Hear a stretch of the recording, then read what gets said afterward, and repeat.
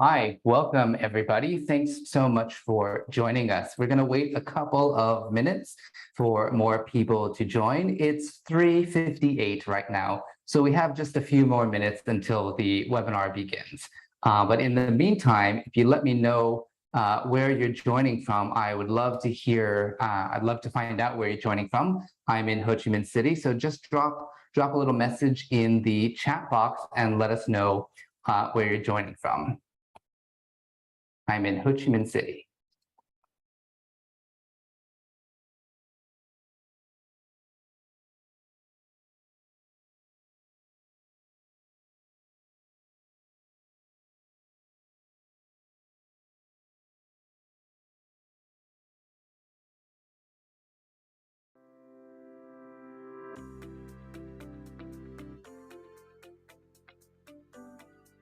At National Geographic Learning, we serve English learners by reflecting the mission and work of National Geographic in our programs.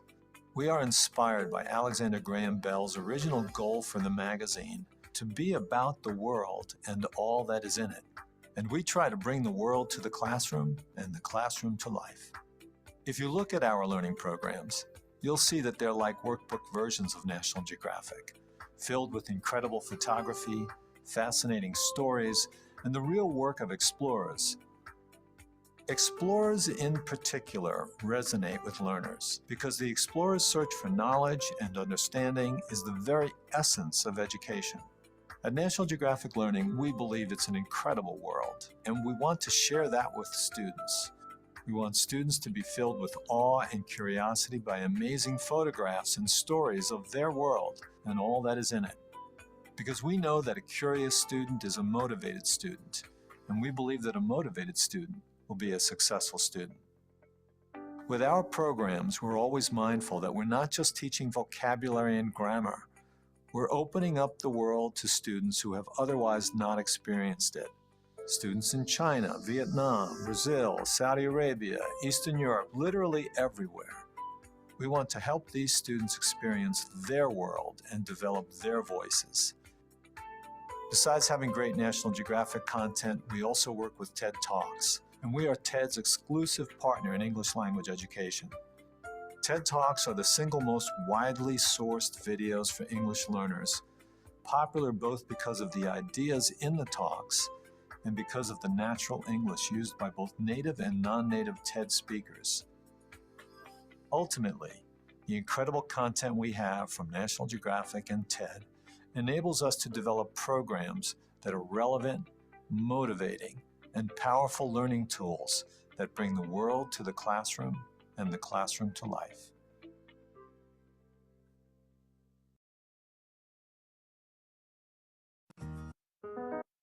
All right, well, it's about 4:01 p.m., so we can go ahead and get started. Thanks so much for joining us this afternoon. I'm really excited for today's show. Let us know in the chat box where you're from if you haven't already. And of course, you can use that chat box to let us know your thoughts and opinions as we go throughout this show. So if anything you want to share, just go ahead and feel free to drop it in that chat box. I'll just give you a quick reminder. There are a couple of ways that you can interact. There is the chat box down here and the Q&A function.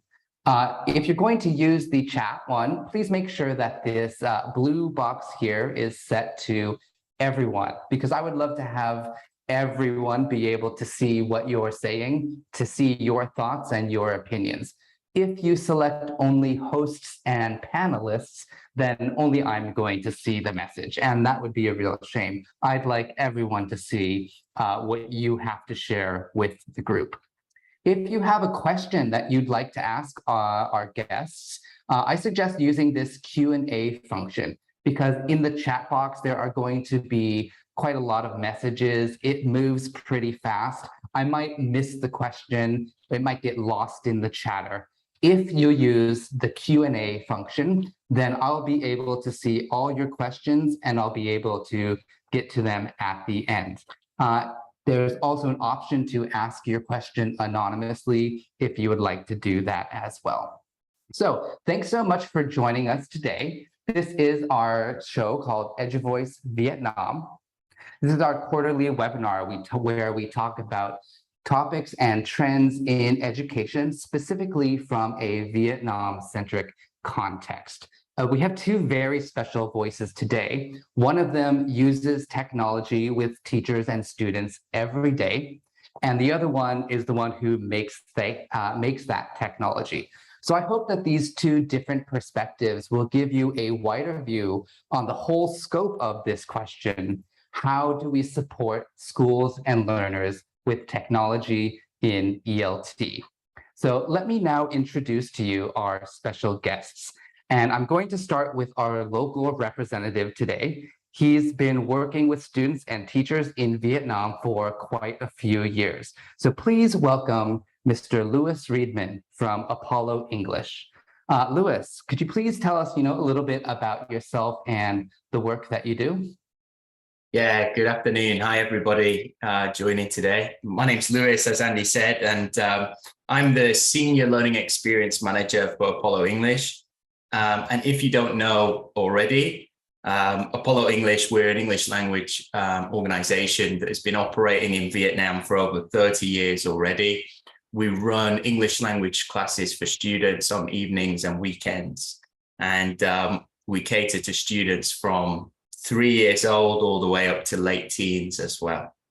And I'm currently in charge of 25 Apollo English centers in the north, and I'm coming from Hanoi today. I'm based in Hanoi, Vietnam. And as well as managing the centers, I'm also in charge of Apollo's training and development program for teachers. So I arrange in-house workshops and training sessions for teachers, as well as some online courses for our teachers at Apollo as well. And I've had the pleasure of working with Andy before, who's come to Apollo to deliver some in-house training for our teachers as well, which has been fantastic too. So yeah, good afternoon, everyone. Yeah, well, thanks, Lewis, for that. I have to say I enjoyed working with you in that training as well. We've done some really cool hybrid training sessions where I'm in the classroom with some teachers face-to-face, and Lewis is moderating a video broadcast of that training to teachers all over Vietnam. So that's really, I think, a really great use of technology as well. So I'm thrilled to have done that with you. So on the other hand, we've got one Vietnam voice. On the other hand, we have another global voice. So our next guest that we've brought here is from the United States, where it's bright and early in the morning. So I hope he's got some coffee or tea. Please welcome Mr. Matt Nespoli. He's the Vice President of Technology at National Geographic Learning. So Matt, could you please share with us a little bit about yourself and the work that you do? Yes, thanks, Andy. Nice to meet all of you. So I'm our Vice President of Technology, and my job is basically to build all of the digital learning tools and platforms that you as teachers and your students and administrators use. I oversee a team of about 50 engineers based all over the world, as well as product managers, UX designers, and many other roles within our digital team. And our job is really to create strategies. What do we want our learning platforms to be? What problems do we want to solve for our customers? So we do a lot of research, a lot of talking with customers to figure out what we should be prioritizing, and then overseeing the day-to-day work to bring that technology to life. That's really great. So for me, having worked in one of those roles that you mentioned before, I'm really excited to hear from someone who's just in charge of everything and has, the big picture experience to share with all of us. So I'd like to get right into a deep dive, shall we? Matt, I know that you were involved in quite a large scale research project recently. Can you tell us a little bit about what that was and why it was necessary? Sure, happy to. So we started the research project during the pandemic. And as you can imagine, during the pandemic, we were seeing this huge increase in customer demand for learning technology, especially from teachers and administrators. And what we weren't sure of at the time was, one, how long is that demand going to last? Is this just a temporary increase to get institutions through the pandemic? And then should we expect things to return to the way they used to be? after the pandemic ends. We really weren't sure whether this was a temporary phenomenon or permanent. So we wanted to understand that better. The other thing was, there were so many opportunities that we saw to improve the technology that we share with teachers and students and administrators. There were literally hundreds of things we could have done to make that technology better, but we weren't sure which things were the most important and were the most salient problems for the majority of our customers around the world. So we really needed the input of our global customer base to make those decisions. So we decided to use a theory that's called jobs to be done. Some of you may have heard of it. It's from a professor at Harvard Business School. And it's a very simple theory. It says customers buy something to help them get a specific job done that they're trying to do, either to get that job done better or faster or both. And what we wanted to understand is, what are the jobs that our customers are trying to get done? And where can we help them get those jobs done better with technology that we provide? So we spent about a year working with thousands of customers around the world. We interviewed about 50 teachers and administrators in the first round to just understand all the jobs that they're responsible for doing. In the course of a year, what are all the things that they are trying to get done? These are things like, if you're an administrator, hiring great teachers, training teachers. If you're a teacher, you might be planning and conducting class sessions or preparing exams, many, many things. We ultimately landed on 6 jobs that teachers and administrators were trying to do where we felt we could help them get those jobs done better with technology that we provide. So then we went deep into each job. If you can imagine, trying to get something done like planning and conducting a class session, there are literally hundreds and hundreds of needs that you have to have that job go perfectly. And we really wanted to understand what all those needs were.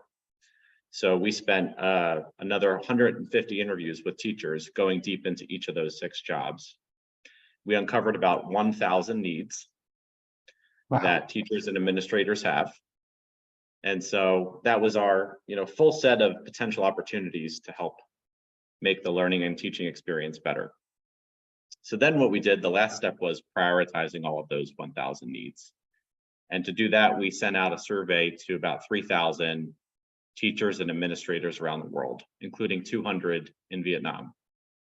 And we asked customers to look at a set of needs that came up in the interviews and to tell us, how important is this need to you? And how satisfied are you with your ability to get this done today using the tools and solutions available to you? And from that effort, we were able to prioritize the most important needs where there wasn't a great solution available today. So that really became the basis of our digital strategy. Excellent. So it's really surprising. I guess it shouldn't be surprising, but it is surprising to me to hear that number, like 1,000 needs.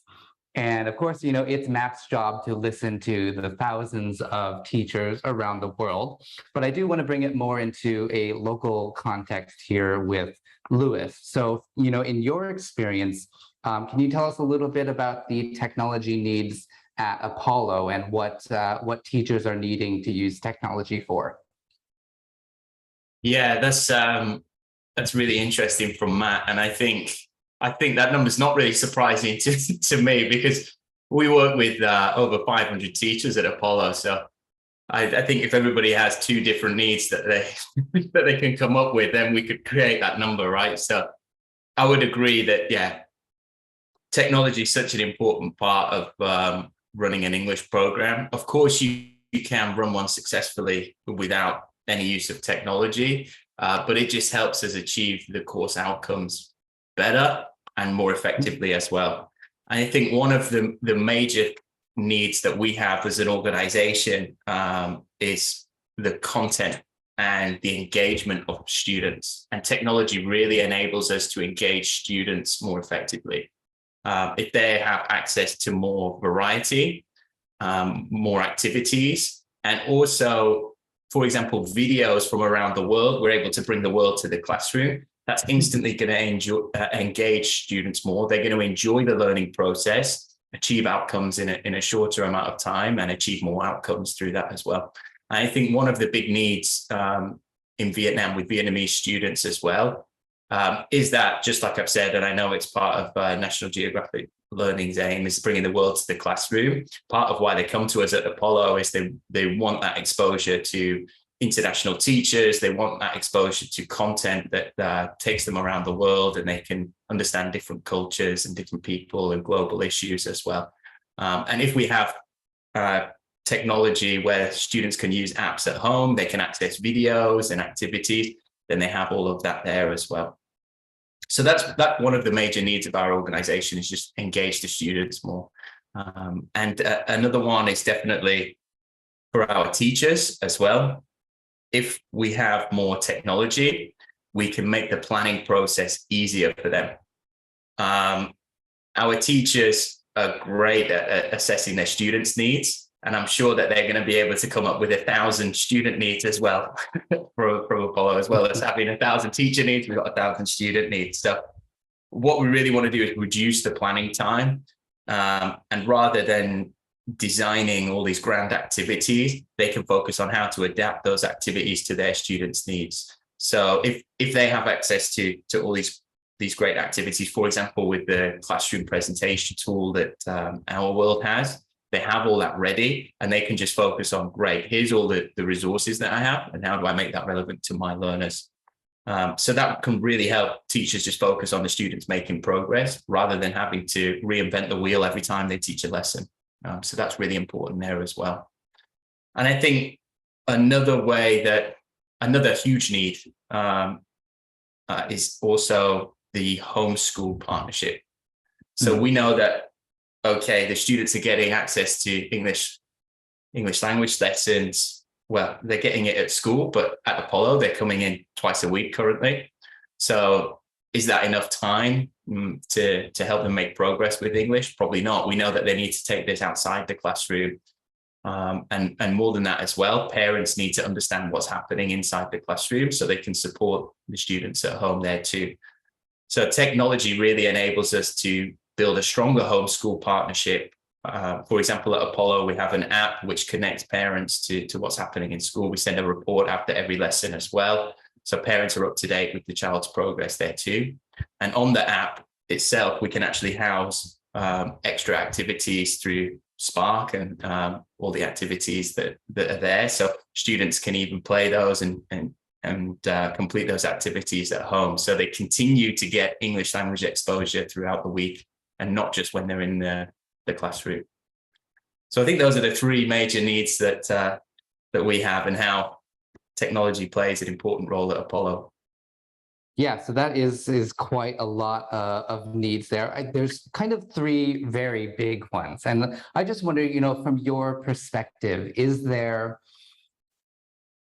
one that's more important, or maybe one that you had to invest more time, more work, and more effort in to make this so successful?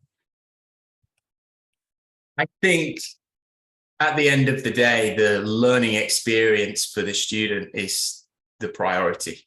So if you can inspire students and help them to love the learning process, everything else comes easy. So that's really the most important thing. So if we've got the technology that helps us improve the learning experience and help students enjoy coming to the classroom, then you've won half the battle there. Yeah, well, I love that perspective as well. Of course, yeah, the learning experience is primary, when students are coming to us to learn. So we have those three kind of big technology needs, which was about helping teachers do their job, having interesting and engaging content, and then also using technology to create a homeschool partnership. So that's kind of what's important here in Vietnam. I want to think about this in more of a global context. So my question for Matt is, when you talked to schools around the world, did you hear these exact same things, or were there other needs and technology needs that you were hearing from other places as well?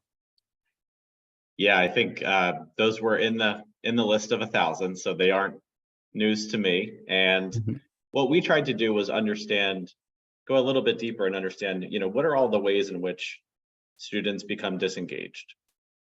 Because engagement is the product of millions of things going right in the classroom and outside the classroom. And what we saw were there's simple things like sometimes in a classroom they can't see all the text on the screen, and so they become disengaged. They don't know what page they should be on because there's a disconnect between what's being presented and what they see in their book in front of them. So we literally uncovered dozens and dozens of problems that lead to disengagement that for us become very actionable because we know how to solve problems at that level of detail. So certainly on the engagement front, yes, I think making things easy for teachers and allowing them to be great teachers was a huge theme in the research. There were so many things that were unnecessarily complicated in the technology that we provide and many other publishers provide that we saw an opportunity to simplify. Simple things like getting students enrolled in the right course in their platform, getting all the content they need, switching between content during a class session. There were just many opportunities to take away barriers to teachers doing what they do best, which is focus on the needs of their students. Sure. Great. So obviously you've spoken to a lot of teachers, and I like this theme that's coming through is both of you are talking about how can we make this easier for teachers. And I just want to quickly talk about, again, these jobs that teachers do. You said that you ranked them, you had like thousands of things that they need to do and jobs. What did you learn from these English institutions about maybe the most important jobs that teachers do? Yeah, so there were, as I said, 6 jobs that we uncovered that, we thought we could play a role in helping them with technology. So, planning and conducting class sessions was one of those needs. And one of the interesting things about digging into that job was that it was changing so quickly due to the pandemic. The way that teachers plan and conduct class sessions, is very different if you're teaching 100% virtual class versus a 100% traditional face-to-face class. And how you engage students in a virtual class is very different and has a whole different set of problems to avoid. And what was interesting was when we dug into that job specifically, it was clear that there were many, many needs that teachers had that were not well served by the technology that was available, technology that we were providing and many other publishers were providing. If you think about something as simple as the classroom presentation tool that many publishers, including National Geographic Learning, provides, that's a tool for teachers. It has lots of interactive content to bring that student book to life, videos, audio, interactive activities, but students don't have access to that in their platform.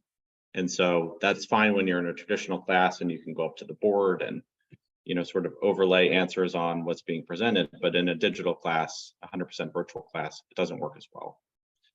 So we just saw a lot of opportunities, particularly in that job, to adapt to the way that teaching learning is happening today and to make that experience more engaging and more helpful for teachers. Great. Yeah, well, I totally agree with the students being able to interact with the platform. As we were going into online teaching a couple of years ago, that was kind of a big problem we were facing is how can I get my students to, interact? I don't have the whiteboard markers to give them, on the internet. So I really like that perspective here of like, how can we get the students to interact? I want to bring back more now to a local focus with Lewis, specifically in your experience with Vietnamese students and teachers of Vietnamese students. From a user perspective, what were some of the issues or problems that you faced with teachers when they were using new technology? So was there any resistance, or did you have to do a ton of training? What was kind of the challenges you faced there?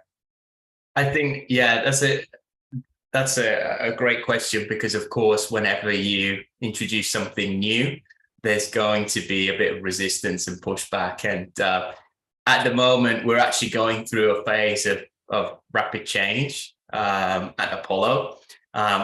We've just this week started launching our new Apollo Active program, which is a blend of online classes, offline classes, and home learning through an app throughout the week.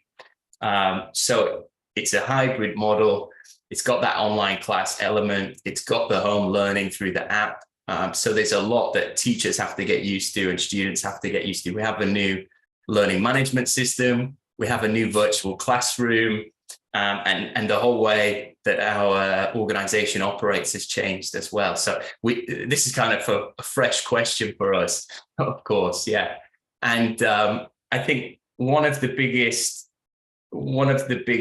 pieces of resistance that you get is because teachers need to understand, how does this relate to my learners? How does this benefit me and my students?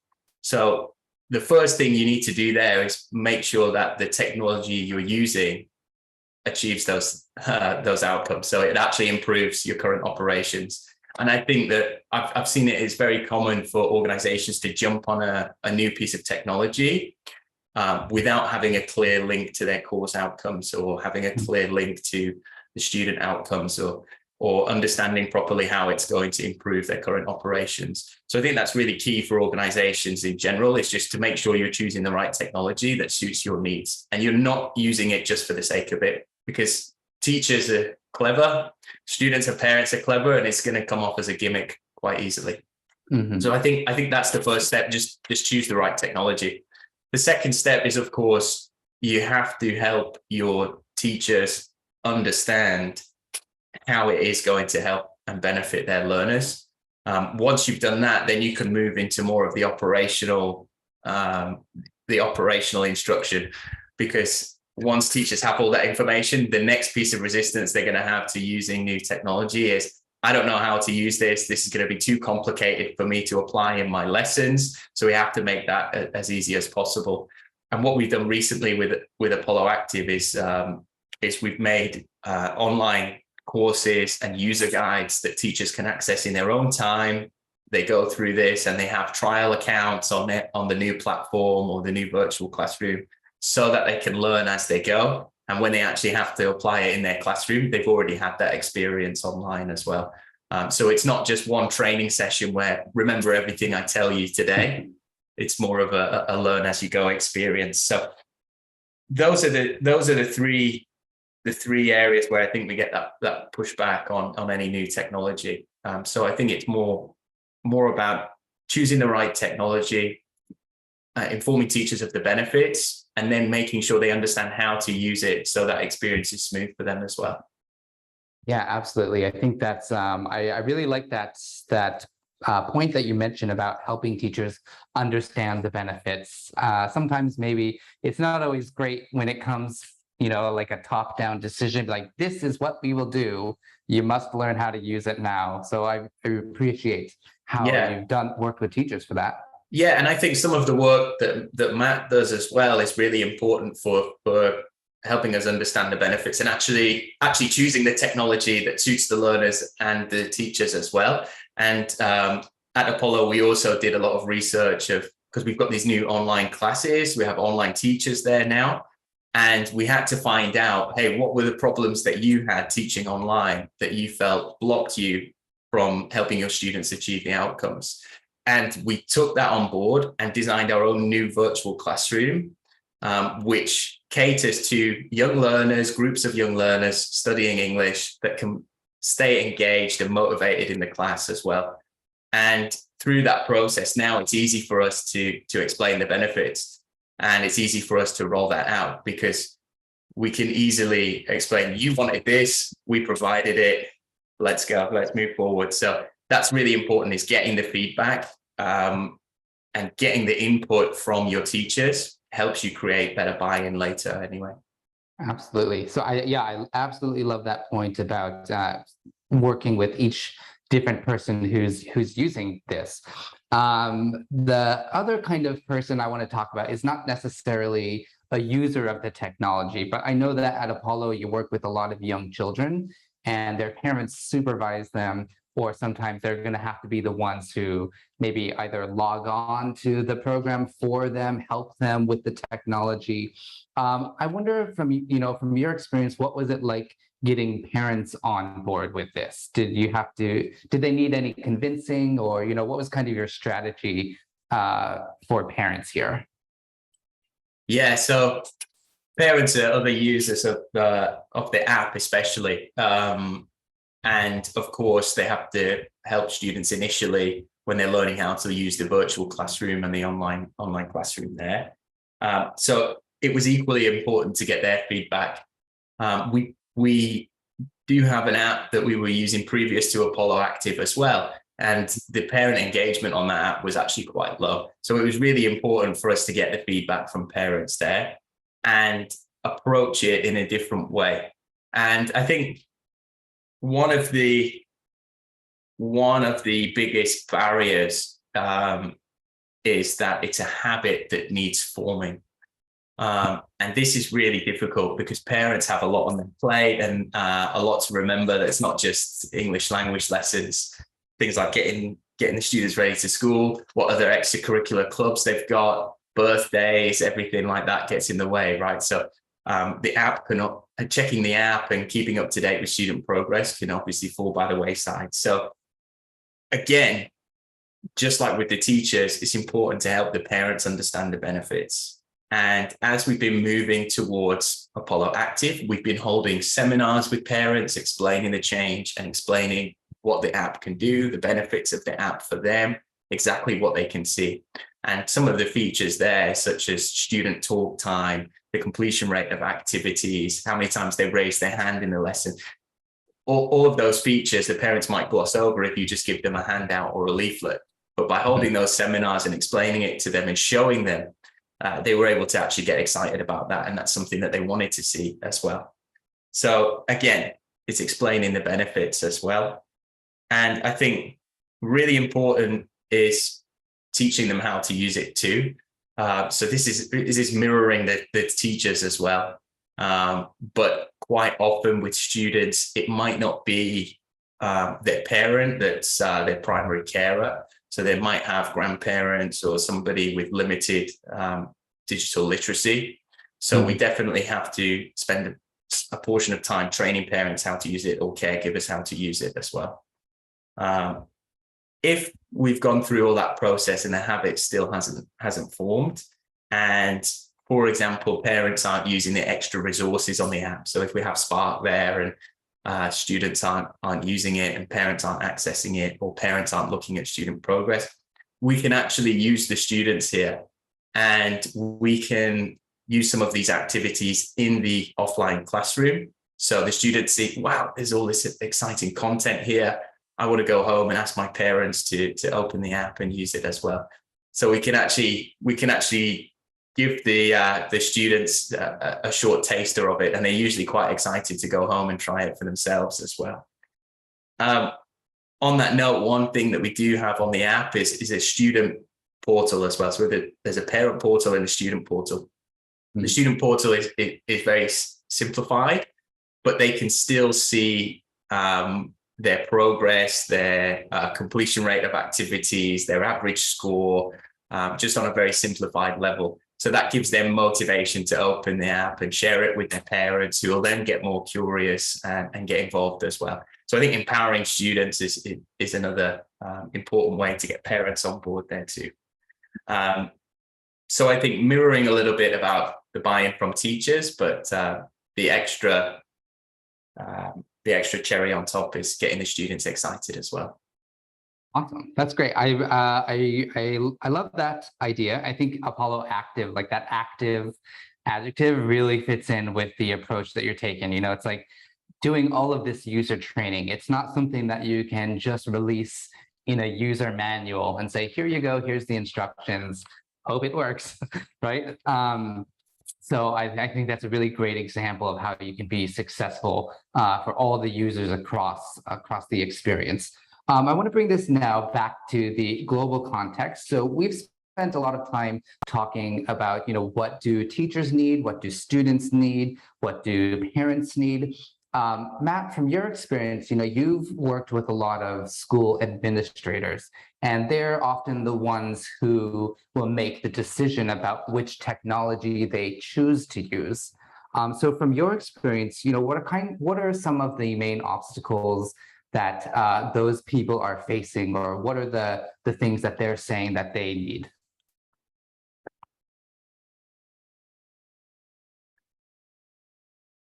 sorry, I was on mute.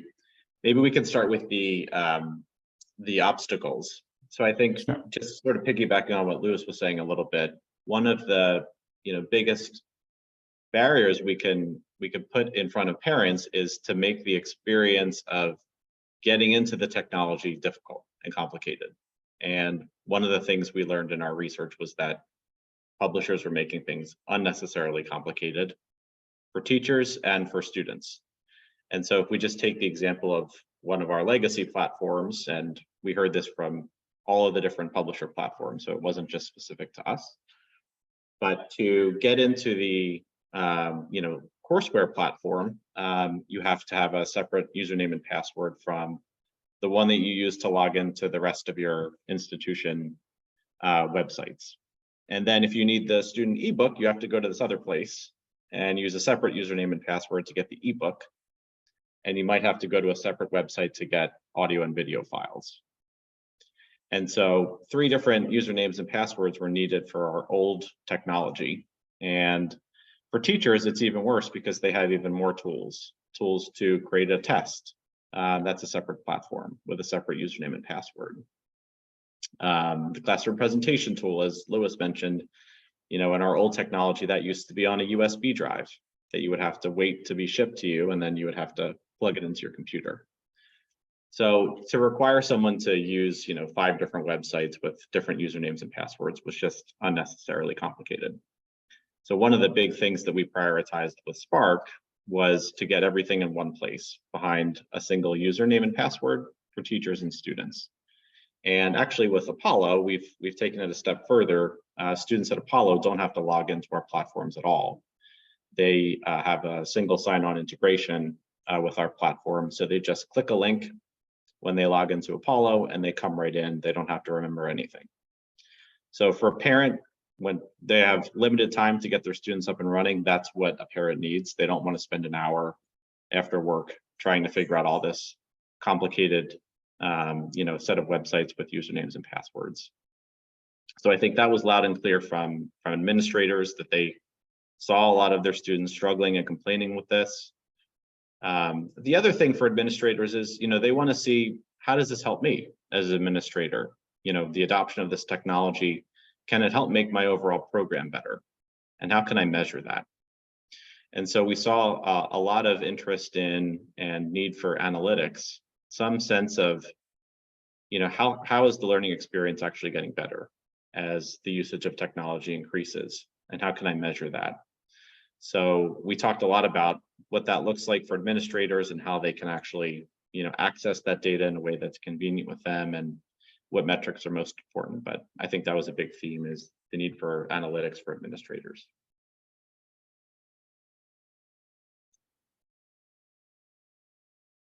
You're muted, Andy. Just noticed that. Thank you. Yeah, administrators are, of course, concerned with how the students are performing. They often have targets or goals that they need to meet, and of course, they need concrete data to show that they've met and how closely they've met them, or how much they've exceeded those goals. So yeah, thank you for sharing that perspective from what administrators are looking for.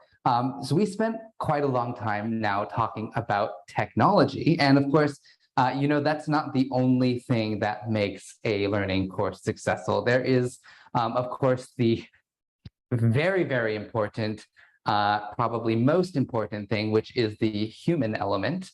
Actually, I think that's the most important. So, Lewis, in your opinion, could you give us maybe some idea on like the balance of technology and then maybe more traditional approaches that are used in a face-to-face learning environment, particularly at Apollo? Because, it can't be all fancy computers and stuff like that. Where is the balance for you? Yeah, that's a really great question, and really on topic for what we're doing at the moment at Apollo with Apollo Active, actually, because we know that each mode of learning, the offline classroom, the online classroom, and even self-study home learning, each element has its own benefits, but it also has its own drawbacks. So you have to maximize each of those modes to its potential and use it in the correct way. And what we were considering is, especially, do we focus on certain of the offline elements in an online class, things like handwriting? How do we get that in there? I think the conclusion that we came to is we don't have to put shapes in holes that they don't fit. So if we have that balance throughout the week of an offline class, an online class, and home learning, we can use each one to its potential. So for the offline class, in that classroom, we can focus on handwriting, we can focus on writing, but in the online class, we can focus on definitely still speaking and listening is very prominent there. Even reading is possible in the online classroom, but things like handwriting might not be possible. Now, our new virtual classroom enables a lot of communication, and students can still talk to each other easily, and the teacher can pair them up easily as well. But we know that in the offline classroom, there's a lot more social and emotional learning that takes place just by being in close proximity with other students, things like body language and actually meeting students for the first time as well. Like in the first lesson, if you imagine, there's a lot more excitement than in an online classroom as well. So what we do is instruct our teachers to use each mode to its benefits as well. And of course, you mentioned something like handwriting there. Of course, that's really important as well. And we also know that from the online time that kindergarten classes weren't really conducive to the online environment. It was really difficult to maintain focus and actually do any activities there without significant support from parents. So we actually decided that we're keeping our kindergarten classes offline. That's the best mode for them to study, but we still bring technology in there in a different way, where we have our interactive whiteboards, smart TVs, which we can use to play songs, and we can still use the classroom presentation tool to use games there. But a lot of that kindergarten class is socializing, exploring, playing games, a lot of movement there as well. So I think maximizing each mode for its strengths is really important, and applying technology where it's necessary. So handwriting definitely should be done in the offline environment. But it's actually surprising that if you are designing your own virtual classroom and your own content for the online environment, and you get that feedback from teachers, you can actually use it for a lot. But there's a lot of trial and error in the process for sure. So I think for us, it was just the balance and the balance throughout the week of the offline, online, and home learning that helps us get that balance between using technology and traditional methods as well. Parents love using the workbooks for home learning, for example. I don't think the students particularly like it, but the parents like it, and it's kind of a portfolio for students of what they're doing throughout as well. So we still try and use that throughout the course as well. So we've got that balance as well. So a couple of examples there.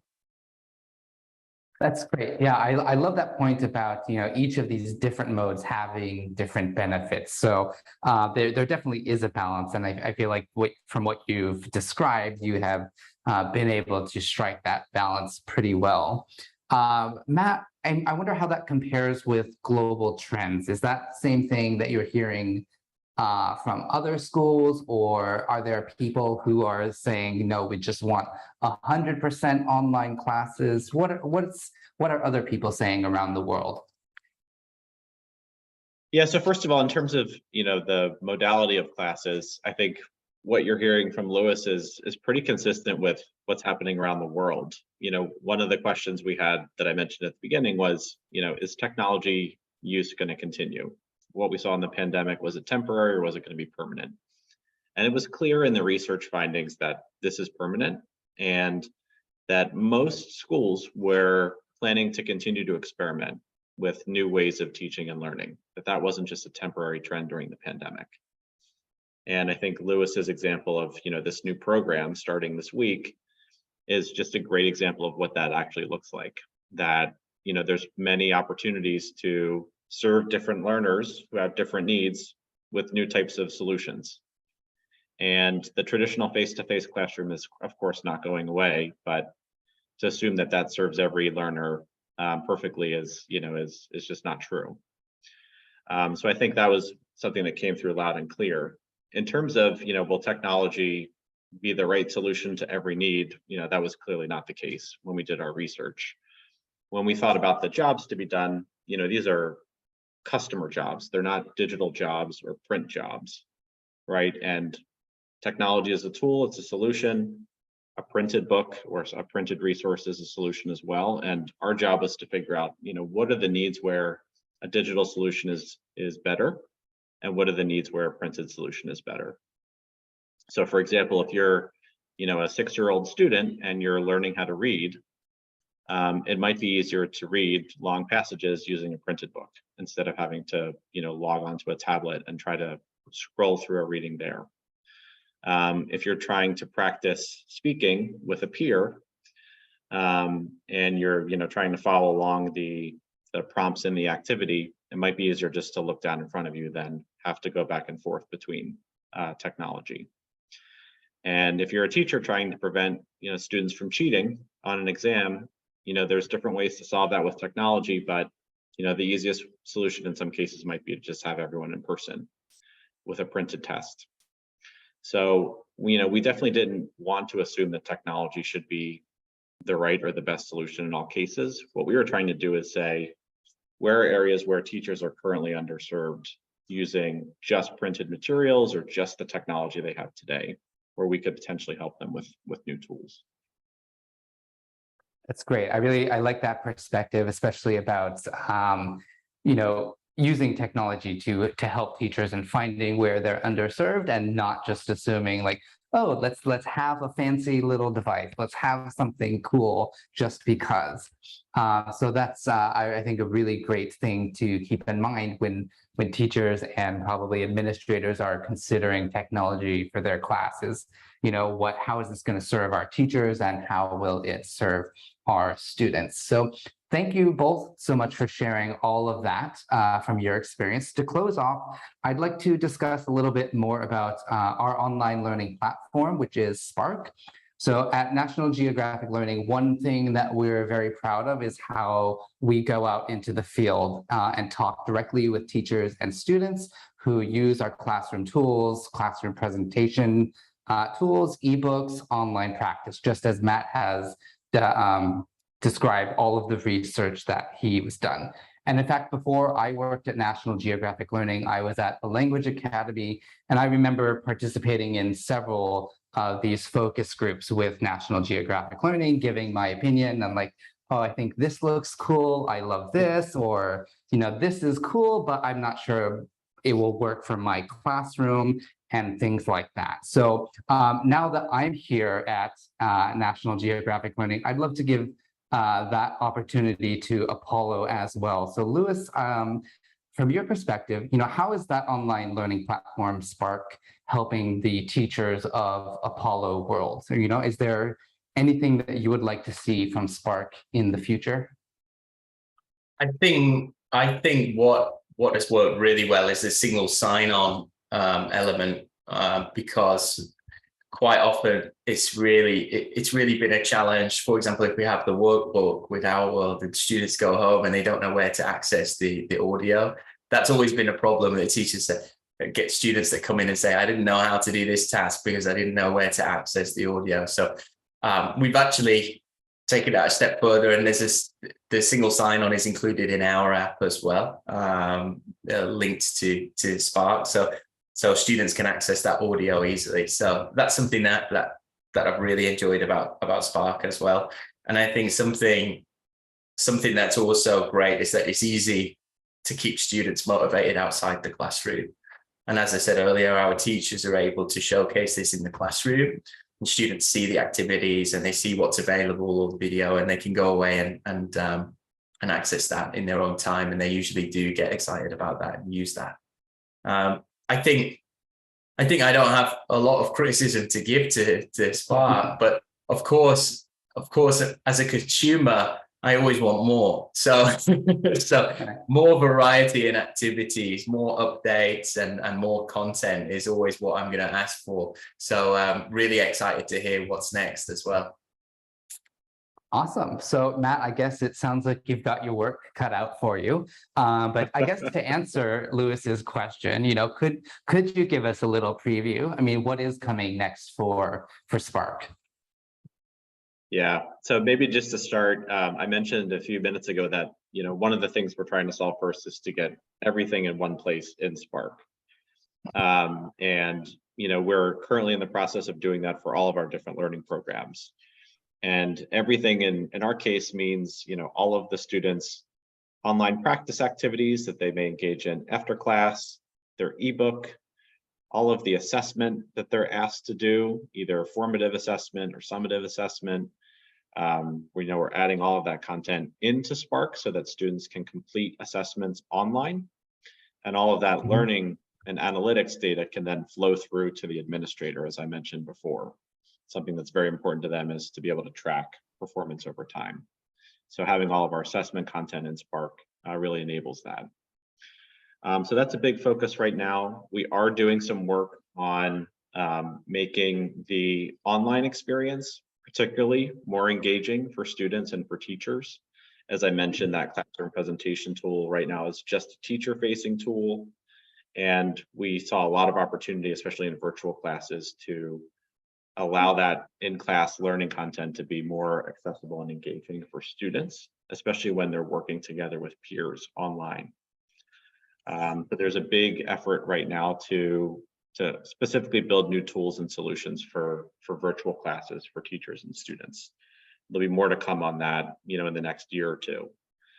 And then, there's more work we're doing around integration. I mentioned SSO integration is something that we already support in Spark, but there is actually deeper levels of integration that we are working to achieve through a standard called LTI that will just enable that process to be even more seamless for teachers and students. So those are a few of the enhancements. There's a lot we're doing on the analytics side for teachers and administrators. If a teacher is trying to understand what specific learning goals are my students struggling with, we're working to enable that in our Spark platform. And as I mentioned, for administrators, how do we roll up all of that in-course data to something that's digestible for an administrator? Those are all the things currently. And then of course there's AI, which is sort of the new topic. And we're just starting to think about how we should leverage this new technology to improve the teaching and learning experience. One of the things that we're very sensitive to, and I think Lewis, you spoke to this earlier, is we don't want to just plug in a new technology because it's the cool new thing. We really want to think about the underserved needs that came up in our research and say, what can we now do with AI that wasn't possible to do with older technology? So we're trying to be thoughtful about this. We're not going to rush something out just because it's in the news, but we do hope to think about where we can plug AI in to solve a need in the next year or so. That's great. So it sounds like there's a lot of exciting new things coming to Spark. I love that quick topic change that we did into AI. Now is the time where I open up to questions and answers from the audience. And we actually did get a question from one of the audience members about integration of AI into the classroom. So I love your perspective here that it's something we need to think about carefully. I wonder about Lewis, if you have any perspective or any initial thoughts about how AI might be used. Yeah, of course, this has come up in our meetings with the leadership team and content team at Apollo as well. Of course, as Matt said, it's a hot topic at the moment. And I think what we need to focus on is how we use AI. It's not AI doing everything for us. And I think one of the key things that AI lets us do, because we're a large-scale organization with over 30,000 students, so sometimes it can be difficult to have a self-study component that is personalized for the learners. What AI can help us do is, like Matt said, a big focus it is on the data there for Spark and Apollo as well. We want to focus on continuous assessment of learners, and having a bank of data enables us to do that. If we have that data, we can have the data for each student, and based on their results, for example, in self-study activities, we could use AI to analyze those results and recommend content, resources, or further practice that they can do to improve as well.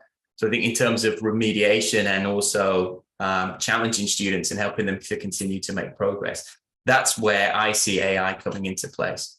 But not just that, even if we have the data for each class, then that could also be used for the teacher. So AI can help recommend resources and activity for the teacher to use in their next lesson based on their learner needs as well. So I think that's really going to be the area where we can use AI to help improve our instruction. And that's an example of us using the AI and not the AI using us, I think, because we're not letting it control everything that we do, but we're enabling it to do something that we currently aren't able to. So I think that's where I see it going with Apollo for sure. That's really cool. I really like that perspective, because I've heard a lot of people talking about AI, be like, oh, it's so easy to do this, or like, it can write my lesson plan for me. And, you know, I love that your perspective is saying it will recommend to teachers, it will help them. It's not going to do their job for them, but it's a tool that they can use. So AI is not going to be, you know, the teachers of our students. It will, you know, in your view, be one of the tools that they are using to make good decisions for their students. So thanks so much for your perspective on that. I think we have time for a couple more questions.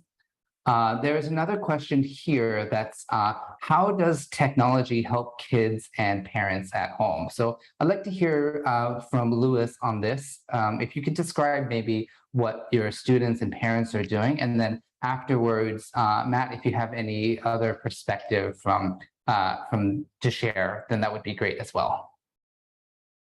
Yeah, wow, where do I start with this one? So I think what I can focus on is an example, which is our Apollo Active app, which is an example of technology that we can use to help parents at home. And through that app, we send lesson reports, gradebook reports, continuous assessment reports to parents so they can see their students' progress. But on the app as well, we have games, activities, links to the class content, so students can continue to make progress outside of the classroom. So we've got that data, and we've got all those activities and resources and videos as well. So I think giving parents and students the information about the progress, but also giving them resources and activities at home as well. And of course, you don't need to have just the stuff on the Apollo Active app there. But of course, there are loads of online resources for parents to use, and apps that parents can use as well with their children at home. But what technology enables them to do is actually engage in their child's learning, because without it, they might be unaware of what the content is that the student is studying in the classroom, and they might also have limited English language skills themselves. So actually being able to sit at home and practice with their child is a near impossible task. So it gives them a tool that they can use where they don't necessarily need English language skills, and it provides the content, the activities for them. So it just makes life easier. So I'd say those are the main areas, as well as a lot of other that I could continue to talk about, but we'd be here all day. Yeah, sure. Thanks. Matt, do you have any other perspective you'd like to share on that? Yeah, I think, we've tried to make Spark as engaging for learners, especially young learners, as possible. And, that starts with just making the content very mobile friendly. And, all the Spark content we've really endeavored to make conducive to a phone or a tablet. We've also worked on making that content available offline, because we know some students and parents struggle with internet connectivity at home. And that's a scenario not just in Asia, but throughout Latin America and many other parts of the world. We have a lot of interactivity in our activities. It's not just, completing a dry homework question. There's a lot of videos, there's a lot of games, there's a lot of, sort of reactions you get when you do well. You hear, kids cheering and clapping if you score 100% on an activity. So it's engaging, and I think it's probably something that students would be more drawn to than, opening their book at the end of the day. As someone who has young children, my kids, when they come home from school, they want to go right to the technology. They don't want to look at their workbook at the end of the day. And so we've tried to, make that available in a way that's not only productive at helping them learn, but that makes them engaged and makes them want to come back for more. That's awesome. Thanks for sharing that. That's kind of also related to, vaguely related to one of the questions someone had said in the chat box earlier. I think they were asking about maybe equity in English language teaching when we're talking about technology. So I like how you've mentioned that the Spark platform is available on so many different device types, because some students maybe, it's just one computer that the whole family has. And some families have one computer for each person in the family. And some of them have a phone that they could use or a tablet that they can use. So when it comes to equity in English language teaching and technology, I think the accessibility across many different platforms, and then of course online and offline is pretty important there. So thanks to that person who put that in the chat box. I can't remember who it was. So we're nearly at the end. I'd just like to give you both an opportunity, if you have one final takeaway message for our audience, if you could give that message in a quick summary, if you'd like. Start with Matt. To me, I think what's really exciting about this moment is I think we're in the golden age of, learning and technology. And what we have now with our current platforms, I'm very excited about. And I think, it really can help improve the teaching and learning experience, but it's really just the beginning. If we look ahead just, 1, 2, 3 years, we're so excited for what's about to come for teachers, students, and administrators. Both to improve the student learning experience, but also to make things much easier and much more helpful for teachers and administrators. So buckle up, get ready. It's only going to get more and more exciting as we go here. That sounds great. Thanks. And Lewis, how about you? Yeah, I think on that note as well, as we're going through this ride, right, we have to analyze what our students, teachers, and parents need and choose the right technology that suits those needs as well. And you asked a great question earlier, which I think is probably important when looking at all of these needs and looking at all of that technology. What do you prioritize? For me, I would say prioritize the learner experience, because once you have the students engaged and loving learning, and like I said, the rest is easy. Awesome. Well, thank you so much to our two expert guests who have come to share their experience with using technology to support schools and learners in English language teaching. I'm so thrilled that you were able to join us, and I hope the audience took quite a lot away from that. So join me one more time in thanking Lewis and Matt as well. Give them a round of applause or say thanks in that chat box if you'd like. Briefly, as we wrap up, I'd just like to let you know we are having a few more professional development sessions for teachers coming up. May 17th and 18th, we'll be running more webinars. One is about getting ready for life and being ready to laugh. And I think that's going to talk a little bit about having fun in the English language classroom. The other topic is a new look at ESL beginning literacy for adults, which I think is a really interesting topic. I've never worked with adults who don't know how to read. So if that's something that's interesting to you, you may want to check out that webinar. You can scan the QR code that's on your screen right now, or you can type this URL into your browser. It's bit.ly/Asia webinars NGL. That's case sensitive, so capital A, capital W, capital NGL. So hopefully you'll be able to join us for that. We will be having another EduVoice episode in the upcoming months. Be sure to keep an eye out for our Facebook page, where we'll be announcing new events that we have. So you can follow us on Facebook at National Geographic Learning Vietnam. Just go ahead, type that in the search bar. You'll find our page where we talk about all of the events that we're doing in Vietnam. As a reminder, we will send out a recording of this session, as well as a certificate of attendance for all of you who attended today. So thank you so much. Thank you for sharing your perspectives, Matt and Lewis, and thank you to the audience for joining us today. I hope you all have a fantastic day, and thanks once again to our panelists. All right. Thanks for having us, and thanks for joining, everyone. Thank you all. Thanks. See you. Bye.